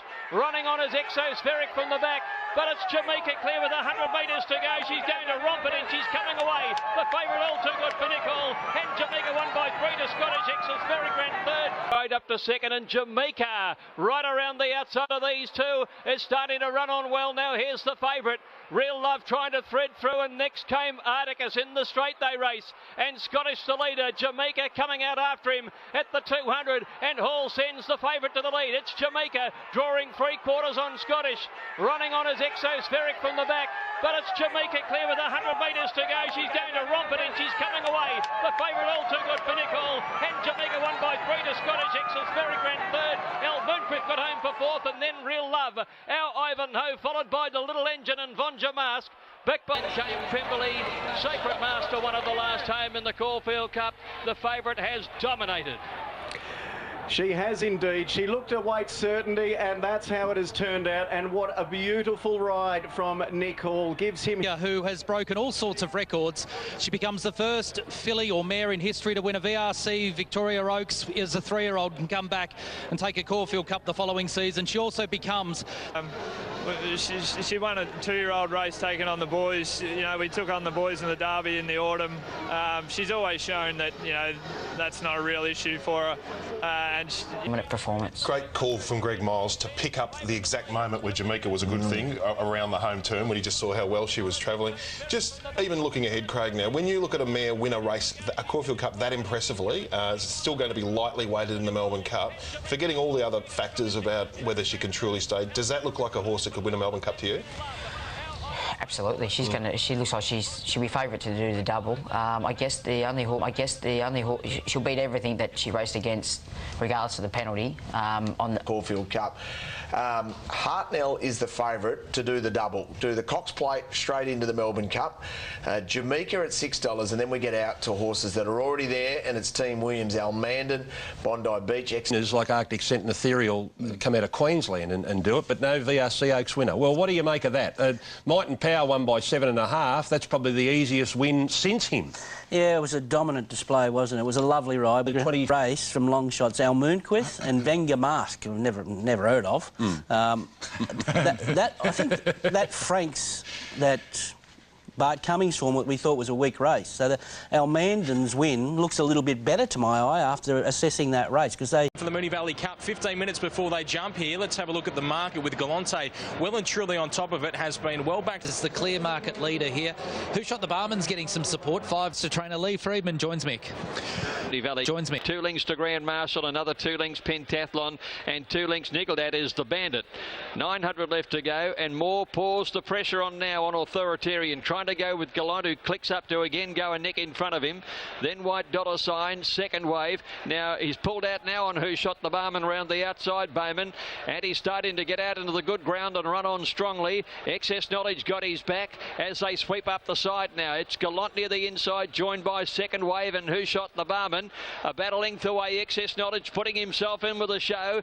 Grand Marshal off the track is running on also, and the Bandit from last starting to run on. Gallant clearly headed off as they sweep to the home turn, and second wave is dropping out, and it's Who Shot the Barman, Excess Knowledge and Grand Marshal. These are the 3 coming around the home turn, with Pentathlon starting to run on. Who Shot the Barman, the leader from Grand Marshal. Excess Knowledge just feels the pinch, and then Pentathlon. Grand Marshal on the outside and Who Shot the Barman. They pair down to fight it out.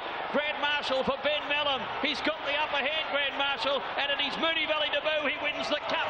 Who Shot the Barman second, 3 lengths Pentathlon. Excess Knowledge, White Dollar Sign. Grand Marshal takes out the Moonee Valley Gold Cup of 2016 for Chris Waller and Ben Mellon. They're a lethal combination when they combine, and they've done it on a horse that's been well backed from top luck, $31 into a starting price of $19, paying $8. And then you find a track at 2,400 metres plus with rain on it, he wins. This is so much like the Sydney Cup, isn't it? Where Who Shot the Barman was fancied, he kicked away, and Jimmy Cassidy on this thing at 40 to 1, and something comes and blows everyone away.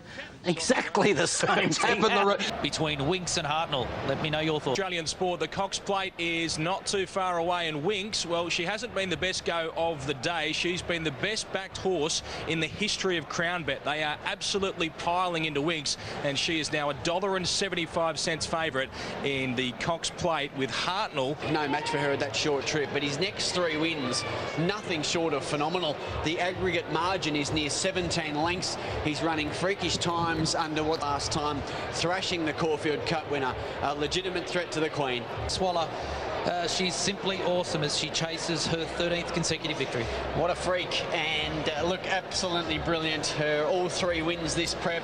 The last time she was at this distance range, she took a turf legend, Might and Power's track record with her, an absolute star. The money is phenomenal on Winx. $80,000, $50,000, $50,000 again, $30,000, $20,000. They just continue to pour it on Winx. About 85% of all cash. They're set and they're racing. And Winx jumps well. Vadamos was slow to move. Hartnell got away quickly. Hartnell dropped in behind them. Awesome Rock and Blackheart Bart are prominent, and Blackheart Bart's running to the lead. Yankee Rose not far away as they come down to the post at a pretty leisurely gallop really for a Cox Plate. And Blackheart Bart is the leader. Hartnell's gone forward and he's up there second, followed by Awesome Rock, and Vadamos is now fourth the inside, followed by Winx. She's got over fifth outside Yankee in fourth placing, 1 to Winx, about 6 off the leader. Pace is now gradually going up as into the back. Vadamos is really starting to up the tempo. Behind these 3 links to Yankee Rose, and then Lucia Valentina and Happy Clapper together. 2 links to Hauraki and 2 links to Happy Trails. Less than 1,000 metres to go, and Zara has the French galloper Vadamos, a 5-length leader. From Blackheart Bart, 2 links to Hartnell. Winx has moved up now, and the 2 great champions are together at the 800 metres turn, followed by Awesome Rock, and then Yankee Rose and Happy Clapper pull to the outside. Pressure on now, and Vadamos has come back to them, and striding up now on the outside, Blackheart Bart, but the 2 champs go together at the 600 metres. Hartnell's hit the front, Winx is going with him, and they've turned it on. The great race is on here.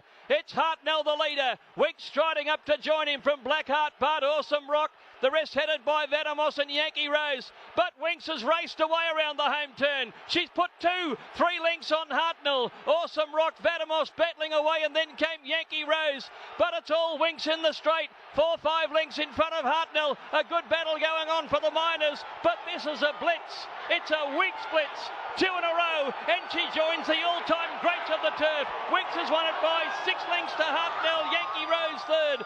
But the 2 champs go together at the 600 metres. Hartnell's hit the front, Winx is going with him, and they've turned it on. The great race is on here. It's Hartnell the leader, Winx striding up to join him from Blackheart Bart, Awesome Rock, the rest headed by Vadamos and Yankee Rose, but Winx has raced away around the home turn. She's put 2, 3 lengths on Hartnell. Awesome Rock, Vadamos battling away, and then came Yankee Rose, but it's all Winx in the straight. 4, 5 lengths in front of Hartnell. A good battle going on for the miners, but this is a blitz. It's a Winx blitz. 2 in a row, and she joins the all-time greats of the turf. Winx has won it by 6 lengths to Hartnell, Yankee Rose third, Vadamos ran fourth. They're followed by Happy Clapper, Awesome Rock, behind them to finish then Lucia Valentina, and they're followed by Hauraki, Happy Trails, and last is Blackheart Bart. She is one of the all-time great horses. Number 8, Winx, has taken out the Cox Plate. She's defended her title for Chris Waller and Hugh Bowman in the most devastating Cox Plate win we've seen for a very long time. She's defeated Hartnell, who has tried his Winx first, Daylight second, a class above. I didn't think I'd ever see a better racetrack performance than Might and Power's Caulfield Cup when he absolutely smashed them and ran through the line and Nelly lapped them. That's as good as you see, Shane Dye. That is phenomenal. Yeah, she did it again today. It's just an incredible feeling watching a horse do that. A great ride by James McDonald, did what he had to do. A perfect ride by Huey Bowman, no excuse. That's why racing's so good. That's why we come to see it. Oh, it's unbelievable. This ovation here at Moonee Valley is extraordinary. People are just standing high in their seats. Just utter applause for an unbelievable... I know you love racing. It's like a dream, simple as that. What's the future hold now for Winx? What would you like to do with her? Win a 3rd one. This is Australia's big race, and yeah... Could take me where I needed to get to, and I mean, he couldn't take me far enough, and even James said when I went by him, he said, oh, Jesus Christ, you know, and... Fair play to him. He had an. She's a superior racehorse, and it's just an absolute honour to to be a part of it. Would you feel the... Just a giant exclamation mark, and then do we start posing the question, is she the greatest now? You know, are we getting to that stage of her career where we start to ask the ultimate question about just where she sits? 13 straight wins, which goes past Tulloch, and she's one behind Farlap in the most successive wins. I mean, she's a freak. Yeah, that's and she goes up in prize money too to 9.29 million, which makes her 4th on the all-time Australian list. Maccabi Diva holds that at 14.52, and if she goes on to a Queen Elizabeth next year and then potentially a second Cox Plate, she could be the highest earner in Australian racing history. Third Cox. BZ, I reckon once she got the better of Hartnell, the attention went from great stoush to margin, because the margin, the two great margins of the Cox Plate are what define two horses. Without the margin, Dulcify wouldn't have been revered as he is. And Sunline's greatest memory is that big margin. So I think everyone started thinking, can she stretch to beat this 7-length margin? Well, and I think you only had to listen to all the talk with the bookmakers on course around the country that this was just an absolute horrific result. So that says the majority of... Wow. I don't know what to say. I was going all right too. She put me in bed pretty quick, but to be fair to my fella, a bit difficult for him, but I suppose he was brave in defeat, but Jesus, she's unreal. Yeah, when Vladimir went... Yankee Rose, but Winx has raced away around the home turn. She's put 2-3 lengths on Hartnell. Awesome Rock, Vadamos battling away, and then came Yankee Rose. But it's all Winx in the straight. 4-5 lengths in front of Hartnell. A good battle going on for the Miners, but this is a blitz. It's a Winx blitz. 2 in a row, and she joins the all-time greats of the turf. Winx has won it by 6 lengths to Hartnell. Yankee Rose third. Winx demolition of the Cox Plate yesterday. The biggest winning margin ever. We thought Dulcify and Sunline were big at 7 lengths. Winx won by 8. Try and say something new about this wonderful girl. Well, how good is she? We know she's a champion, but how far up the rung is she? Is she getting to a Kingston Town level? You'd have to wash your mouth out with soap that she's better than Sunline. Town's heels at the moment, there's no doubt about it. Her greatest asset is that she can adapt. You can put her in a slowly run mile and she'll just sprint over the top of them. Put her in a 1400, she can sprint over the top of them. Put her in a high-pressure Cox Plate, she races away from them. She copes, she can make a long run. She's got every base covered. She's an absolute champion. Could you believe... raced probably pretty much up to his best, but he's just been beaten by an absolute champion on the day. She's just an out-and-out champion, and that was an amazing performance by her. And it's almost like when Black Caviar was racing, everyone was happy to run second or third. Exactly. She's got that aura about her. Also, these imports. Yeah, it's starting to take a little bit of shape now. I'm interested in Heartbreak City there. I'm interested in, obviously... Into the Melbourne Cup for Oceanographer, who has been heavily backed in the past couple of days. The Charlie Appleby stable, they're having a great spring carnival so far. Oceanographer, $3.80 now into 2. By the 1,000 metres, they were followed well back in the field. Then Oceanographer is still towards the end, and back there with him is Transfer Allowance, with the bandit ahead of these trying to make some ground. 700 metres to go. They're on the run down towards the turn. Tom Melbourne from Janoob. Pentathlon striding up. Right behind them, Black Tomahawk, Rose of Virginia, and then Telly in the blue colours as they swing the corner. Let's see where Oceanographer's got to. He's still back towards the end, peeling out wide. In the straight, Tom Melbourne led by 2 lengths to Pentathlon. Telly coming on down the outside. Back behind them, Oceanographer's got a lot to do from there, because Tom Melbourne at the 300 metres is still 2 lengths in front. From Telly, Black Tomahawk battling away, and Oceanographer coming on down the outside. Tom Melbourne, he's still 2 lengths in front, but getting tired. Oceanographer starting to lengthen. Tom Melbourne stopping. Oceanographer's got him on the wire. Oceanographer from a long way back gets into the Melbourne Cup. Beat Tom Melbourne. Maybe Telly held the little engine for a photo third. Ahead then. Oceanographer, he is now in the Emirates Melbourne Cup, and he is a genuine winning chance on that. And the Blue Army, Charlie Appleby, the winning run continues, Shane. Oceanographer on this occasion ridden by Karen McAvoy. Karen's committed to ride Almandin in the Emirates Melbourne Cup. This was some cup trial. It certainly was. When I honestly think the market is, as it usually is after the event, is an overreaction. He'll start better than $5, but can he do it 3 times in 12 days? You know, they're not used to it, these horses, but he's a quirky horse.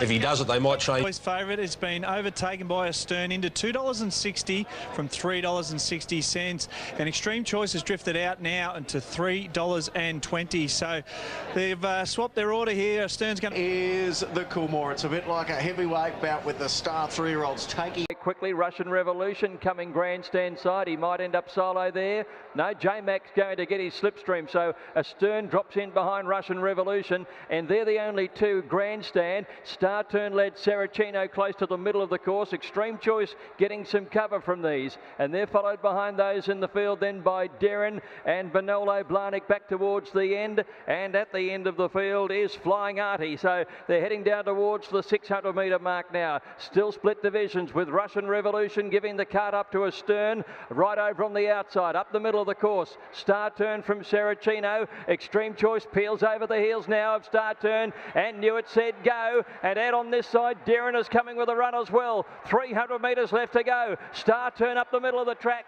still had it from over on his inside. Extreme Choice. Astern starting to lift, and Flying Artie coming through in the middle. It's Star Turn and Flying Artie with Astern. Flying Artie's hit the front late in the race though. Flying Artie, too good, won it well from Astern or Star Turn in minors. Just behind them then Extreme Choice, and they were followed by Russian Revolution. Manolo Blahnik followed by... Well, he was the forgotten 3-year-old. That was phenomenal. Flying Artie, second up from a spell where he had a few issues, and look at Huey Bowman. Doesn't he love it? Fresh after winning the Cox Plate last... More stakes, what a race. So much wrong at Caulfield, yet he was still too good for them. Could he have learnt enough in a couple of weeks to take on the A grade? Well, the answer is an emphatic yes. And when you... He's a good mate. You know, obviously he's at the moment he's riding without peer, and his performance is obviously showing it. But that ride on Flying Artie was something special. I think he was quite fortunate that luxury of 3 or 4 horses in front of him, and whatever's happening is happening right in front of you. And when you're travelling on a horse that you know and you can feel that they're going to just let go when the need comes, he's there length and a half off them, and he hasn't asked his horse to go yet. So great patient ride, as you come to expect from Huey, and fantastic performance. But don't forget this horse, Damien Oliver had the choice in the Blue Diamond. Yeah. And he went with this horse because he obviously felt what the horse had. Ollie's Cat would have got beaten by the better colt. Ahead of Flying Artie, who'd be unlikely or... To the Group 1 Amy Victoria Derby, $1.5 million, and Sacred Elixir is the current favourite at $3 with Crown Bet. Just before jump time, so 270 is what you're going to get on Sacred Elixir. Sosie Bon, as I mentioned. Oh, and then Sacred Elixir, who's edged away from the rail. Kent getting up on the inside.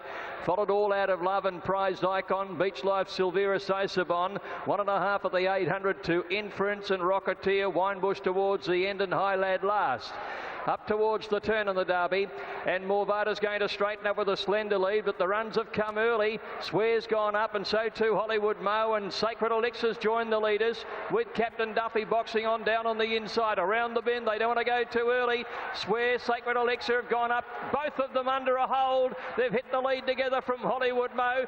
Here comes Prized Icon. He's coming with a booming finish on the outside. 200 left to go now, and Prized Icon raced up to Sacred Elixir and Swear. He's gone to the lead narrowly. Inference getting up on the inside, but badly hampered. Prized Icon, the leader, wants to duck in, but he's kicked 2 lengths in front of Sacred Elixir, who can't lift, and Prized Icon won it by 2.5.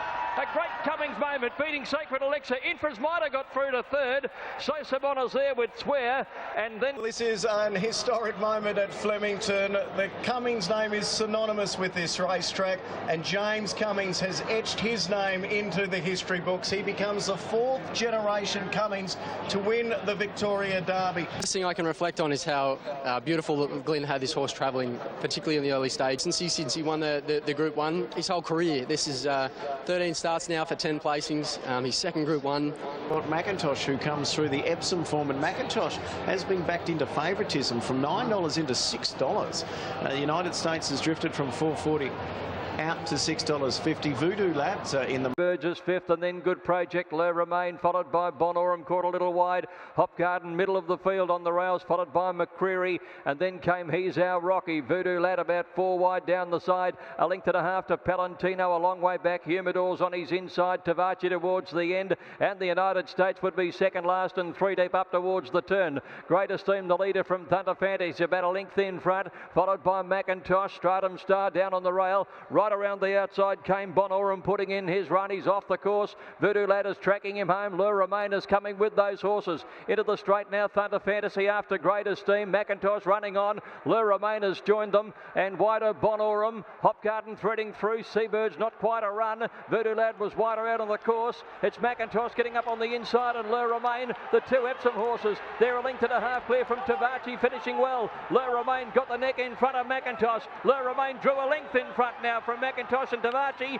McCreary flies home, but Le Romain wins it from McCreary, who flashed up on the inside. It's another Group 1 to Huey Bowman. Le Romain, the Epsom form to the 4. Well done to David Gately, who's tipped it on top at $14.60. SP's $15.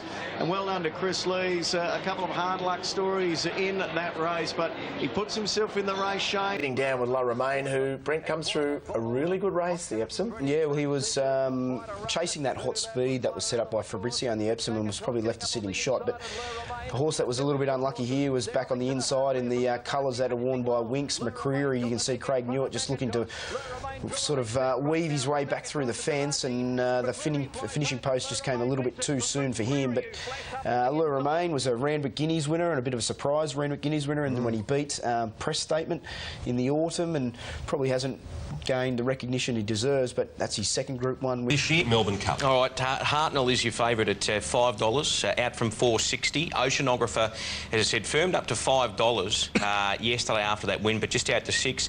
Jameka's firmed up after 7.4 across the board. The big firmers overnight were Big Orange and Almandin. Bondi Beach, keen to see what... The Emirates Melbourne Cup, which is also the... And the best backed have been Almandin and Jameka over the course of the last couple of hours. There was that huge move for Almandin overnight. $17 into $10 has been steady. Today has been Jameka. Overall, Almandin, the worst result for Crown Bet. Well, quickly, Witchy. I'm with Almandin over Oceanographer. I've got Hartnell and then Jameka in there. Heartbreak City, followed by Oceanographer. Rose of Virginia's up about 7th or 8th outside of Jameka. Well back in the field, then came Exospheric down on the inside, followed by back behind them is Almandin as they run to the home turn in a fiercely run race. Next is Al Moonquith and Grand Marshal. Well back is Bondi Beach and Pentathlon. Beautiful Romance. Then Sir John Hawkwood, and at the end of the field is Who Shot the Barman.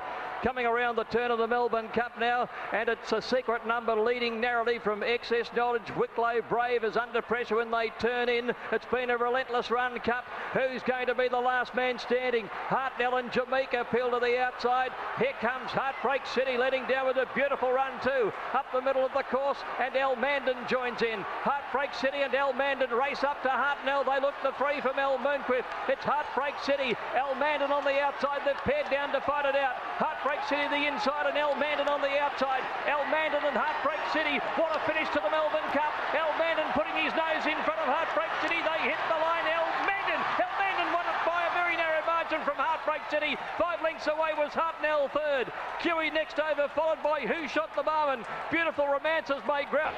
The 156th running of the Emirates Melbourne Cup has gone to Almandin, giving Lloyd Williams a record-breaking 5th success as an owner in the race. His trainer Robert Hickmott, his 2nd success in the Emirates Melbourne Cup, and a 2nd Melbourne Cup win to jockey Kieran McAvoy. Number 17 Almandin at $11.80 and $4.40. 13 Heartbreak City, a huge performance by the Irish galloper Joe Moreira and Tony Martin, and third. Finishes third. Kiwi finished officially 4th. Who Shot the Barman ran well again. It ran 5th. Our Moonquith times. My thoughts here were that Hartnell just cruises up. I know I thought he'd show that acceleration that we're used to him showing, but after having a few looks at it, I just think it was the brutality of the last 1200 that took the sting out of him. Look, I said straight after races, he just didn't run 2 mile. I'm not so sure that this was a brutal Melbourne Cup as far as the pressure's concerned. I thought he was gallant in defeat. What a ride by McAvoy. He's a great staying, and the runner-up, I must say, yeah. And you know, they simply dominated their Almandin Heartbreak City. What a story that was. There was some great... And Mo Queen out to $31. So there is a push away from the favourite here, which to me is a big surprise. But, you know, today's been a track where there's been plenty of surprises. Yeah, it's racing. She's going to have to do it the hard way. It's happened every race today. The horses that are going to get back and circling, the bookies are taking a sit against them. Up out of the stalls. Yankee Rose jumps evenly and Shen immediately grabs hold and she goes straight back out the back door. Down past the judge, and it's My Girl Chili who runs to the early advantage over Eleonora, and Lasquetti Spirit is up there third, although running deep at the turn out of the straight. Miss Rock, Lama Hilton get good runs just in and back behind those horses then was Mo Queen, who settled a fair way back in the field as the paces really clapped on as they race up the riverside of the course here, because Lasquetti Spirit has been let stride and stretches the field out. So behind Mo Queen came Peking Duck, Sebring Dream and Yankee Rose at the end of the field. So by the 1600 and allowed to roll along here, Lasquetti Spirit opened up about 4 lengths to My Girl Chili. Queen over on the inside, followed by Peking Duck. Yankee Rose couldn't even see the lure from where she is. She's that far back when they went past 1,000 metres, and behind her is Sebring Dream. Haven't seen an Oaks run like this for a long, long time. And out in front, Lasquetti Spirit about 8 lengths clear with 800 metres to go. Doing the chasing work now is My Girl Chili, and they're 3 lengths on Eleonora, 4 lengths to Miss Rock, half a dozen lengths to Smart As You Think. But they must be starting to get worried. These back markers are all starting to get going now. Yankee Rose being hard ridden, about 15 away from the leader. Lasquetti Spirit turns into the straight about 3 lengths to My Girl Chili. Oliver said, let's go on Eleonora. She's starting to do the chase, followed by Miss Rock, and then a half a dozen lengths to Harlow Gold. Yankee Rose too far back, 300 metres to go, and Lasquetti Spirit still about 4 to 5 lengths in front of Eleonora. Miss Rock battling away, Harlow Gold coming down the outside. Lasquetti Spirit is still well clear with 100 metres to go. Got to be getting tired. Abdullah pulled the whip. She's 4 or 5 in front though, and Lasquetti Spirit has pinched the Oaks by 4 lengths. Harlow Gold second, Eleonora third, Peking Duck got home next, followed by Miss Rock, Smart As You Think. Some of them weren't, and they're followed behind those to finish in the race then by Miss Rock and Nina Peak.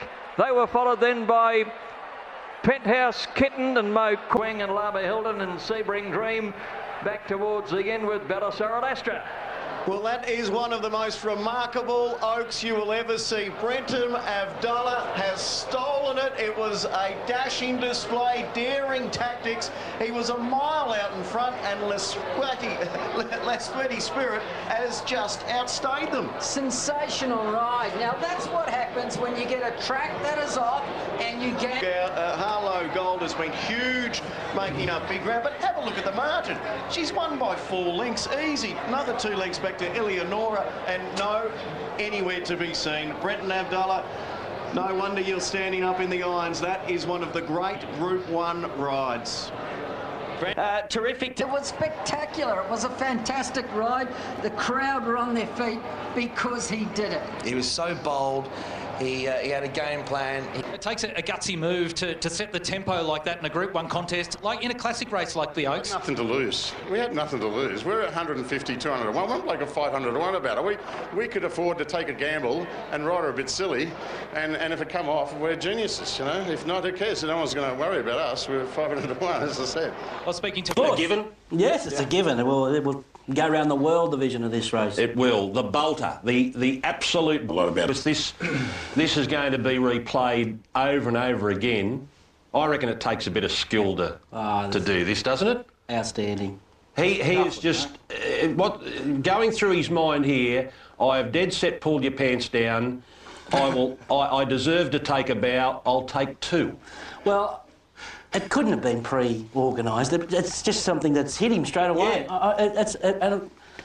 He is quick-witted, Brenton. Yeah, he's great theatre. It was great theatre. And I think the stewards... On the host sequences of the day, the Queen Elizabeth, and we'll talk about Francis of Assisi shortly. Official price, market trading at 115%. Tom Melbourne on the back up after a terrific runner-up finish in the Lexus last Saturday.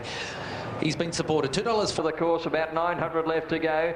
Tom Melbourne from Francis of Assisi, Von Jamask and Howard B. And that's been the leading quartet for much of the journey as they're approaching the home turn. Argus, the wide outsiders, putting in a run around them from Jim's Journey and the Little Engine. Then Second Bullet and Angel's Touch. They're on the run around the home turn. 500 left to go. Tom Melbourne's going to corner about a length and a half clear from Francis of Assisi, Von Jamask peeling to the outside, and they were followed by the Little Engine, who's the wide outside runner, well on the straight of the 400 metres. And Buick now presents Francis of Assisi, and he dashed to the lead from Tom Melbourne, who couldn't go on. Von Jamask about 3 lengths behind, but Francis of Assisi raced away from them at the 200 metres. He's put up 5 lengths. He's going to kill him. Francis of Assisi from Tom Melbourne and Von Jamask battling away for the minors, but it's all Francis of Assisi.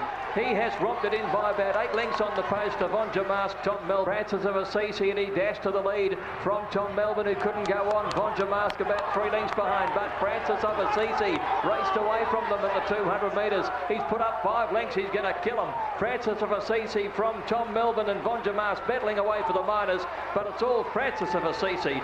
He has romped it in by about 8 lengths on the post of Von Jamask, Tom Melbourne. The Little Engine gets up for 4.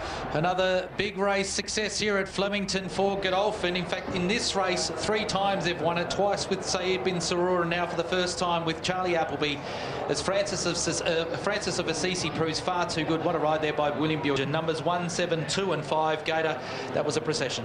Wow, that is a one-horse race. No other way to put it. Just got in the slipstream of Tom Melbourne at a good clip. Look at this, 10 lengths. 10 lengths. He used Tom Melbourne as a bunny, as, you know, maybe Awesome Rock did either, get into that slipstream of a tearaway leader and sprinted off that. You don't see this happen too often. We're talking group racing here, and to win by 10 lengths, and he's sprinting, isn't he? He's really darting away. Interesting horse. He's a 7-year-old. You'd say, you know, if he was a 4-year-old, he'd be saying, "There's next year's Melbourne Cup winner." Is there upside to him? He's obviously relishes dry tracks. With us wedging closer to the Group 1 Darley Classic, 14 minutes away. Join us here. Second last here today, the big sprint, and it's a tough one from a betting perspective. Our boy Malachi is the favourite, but we're talking about $5.50 the field here. So at one stage it got into $4.60 from its original quote of $6.50, but now back out. $50. Let's have a look at this. What people are hoping record. I think Malaguerra was the one that went up the wrong price. I think he can measure up 1,200 metres. Spieth can measure up too. The quarterback. So Scheidel now has raced up at about the halfway and gone to a lead up the middle of the track from Fell Swoop. Malaguerra getting a beautiful run right in behind them. They were being followed back behind those Lankan Rupee about to peel, and then Turn Me Loose and Keen Array, and the quarterback and our boy Malachi still together towards the middle and end of the field with English. Turn Me Loose towards the end from Spieth and Japanesma. Now they come to the 300 metres, and coming back is Scheidel. Fell Swoop hit the lead. Now Lankan Rupee and the quarterback peels on the far side, and Malaguerra is on this side coming home strongly at the clock tower. Fell Swoop, Malaguerra from the quarterback with about 100 metres to go. Flying home is Spieth over the top. Malaguerra's hit the lead late. Spieth dived at him and made it close, but I think Malaguerra just from Spieth and Fell Swoop. And Malaguerra is on this side coming home strongly at the clock tower. Fell Swoop, Malaguerra from the quarterback with about 100 metres to go. Flying home is Spieth over the top. Malaguerra's hit the lead late. Spieth dived at him and made it close, but I think Malaguerra just from Spieth and Fell Swoop. And then close up Lankan Rupee. They were followed by Scheidel, Keen Array, the quarterback, and Turn Me Loose. Japanesma, English, back and Turn Me Loose. Malaguerra in front, Spieth diving at it, Malaguerra wins it. Malaguerra, sprinters have dominated the race. Number 7, Malaguerra, Ben Miller, Peter Gallagher has landed. It's for them to savour and for us to be proud of us. Oh, there's no doubt in that. I don't know. You know, I just don't get these opportunities, and it's only my second season training. Anyway, so we're proud of him. You should be proud of yourself too, to get a horse to perform so well at this level, and he's only young. You'll be back here again. Yeah, just really proud of him, and He's a real high-quality colt, and he'll have his day in the sun. Well done, Bryce. Well, that interview with Bryce Hayes obviously was well received, I think, from many people, because it just shows the, I suppose, the heart and soul that people put into their horses. And like you mentioned, he's emotional like that. Yeah. He said, but the plan with the horse is to go to the paddock, they're going to come back, and he said first up into the Lightning Stakes. That's where he... This is the Group 2 Listeer Stakes over the 1,400 metres coming up at Ascot. The favourite is number 2, Kawi, at $3.30 in front of number 7, Perfect Reflection. And we've then got a disposition. However, Perfect Reflection's going to be back last as they get going. Lightning North back on the inside, Disposition, and now ridden along Tradesman as they come to the turn. Pornichet's got a big lead. Down on the inside, Perfect Reflection with the task in front of her, and then towards the tails, the ranch. Pornichet headed for home though. He's about 3 in front as Walker Stokes up. Kawi has to draw the whip. Disposition running on. Further back, Tradesman, Perfect Reflection as well. Disposition hit the lead at the 150. Perfect Reflection is trying to run him down. She's coming quickly. Perfect Reflection went to Disposition on the outside, Tradesman, but she's back today. Perfect Reflection won it. Perfect Reflection home in the Listeer beat Tradesman. A grand run. Disposition close up. It's a photo for the Miners. Kawi 4th. In behind them came Zarance, and then Lightning in My Veins. Further out in the track is Wink and a Nod. A big one, the James Bogues Railway Stakes. It's over the 1,600 metres at Ascot. Not much between the top 2 in the market. Perfect Reflection and Macintosh. Scales of Justice goes up. 500 from home. Pornichet and Tick Tick Bloom are well back with Neverland, and last is Disposition. 500 metres out. Scales of Justice will be the first to spot the judge in the railway. He came around the corner, 3/4 in front from Macintosh on the outside. Down on the fence to Heartstar, ready to wind up. They drop off Good Project for the moment. Then came Kawi, and further back Perfect Reflection, Scales of Justice, and the Durban Demon has kicked him away. Scales of Justice led 3 lengths to Good Project. Perfect Reflection, but Dougie White's going to win it on Scales of Justice. It's a mighty West Aussie win. Scales of Justice, 2.5 lengths, Good Project. Perfect Reflection, 3rd from Tradesman. In behind the Macintosh, Kawi, and over inside to Heartstarter. They were followed by Lightning in My Veins. Neverland, he or she, Zarance were next home. A gap in the field. Leading into this, he really captured the attention. I think Harvey rode him that day. He's just an athlete. He looks a real runner, and once he found the front yesterday with 53 kilos on his back, he was always going to give that big kick, and was going to take a really good horse to run him down. So, yeah, I like her, but I don't know about this horse. Now, Douglas White. I think a lot of people, when looking at this horse, are concerned has been the step up in weight from 53 kilos to 58.5. But the more and more you go into... Joining us, and best of luck. Scales of Justice, 460 out to 550. Number 4, Kawi, 5 out to 550. Back into 5 now, back out to 550. Then we go to 12. Number 4 on top, Kawi from 16. Him and Tick Tick Bloom is last, 450 left to go. And Macintosh in front. Scales of Justice now gets on level terms at the top of the home straight. They balance up, and Scales of Justice got about a half to 3/4 of a length as White went for home. Stratum Star's a length and a half away from Perfect Reflection. Here comes Kawi winding up. White draws the whip. Scales of Justice at the 100. Stratum Star pegging it back. Scales of Justice, Stratum Star, Stratum Star, Scales of Justice, Scales of Justice, Stratum Star, Stratum Star. Stratum Star and Scales of Justice went to the line. Stratum Star's 1.5 head. Scales of Justice second, 3 lengths behind them. Perfect. One more crack. He sees the other one coming. He didn't really give it that last lunge there, Dougie, did he? And Stratum Star has lunged and has got the decision. Did you think you got him and control the tempo from there at the gun? Aspect to the finish is coming up. It's with about 10 metres to go. Douglas White there with the whip. Then all of a sudden he stops, looks across, and then has to go. They've adjourned the inquiry before going on with this. He has been charged with not riding his mount out, and we can see here Dougie looking across at Damien Lane. He looks up, and then he goes again. Then he realises there's the post. I want to explain a situation here with a big sponsor sign with an enormous... One thing I'll say is that is a very good horse, that second horse. He with not riding his mount out, and we can see here Dougie looking across at Damien Lane. He looks up, and then he goes again. Then he realises there's the post. I want to explain a situation here with a big sponsor sign with an enormous... One thing I'll say is that is a very good horse, that second horse. He is an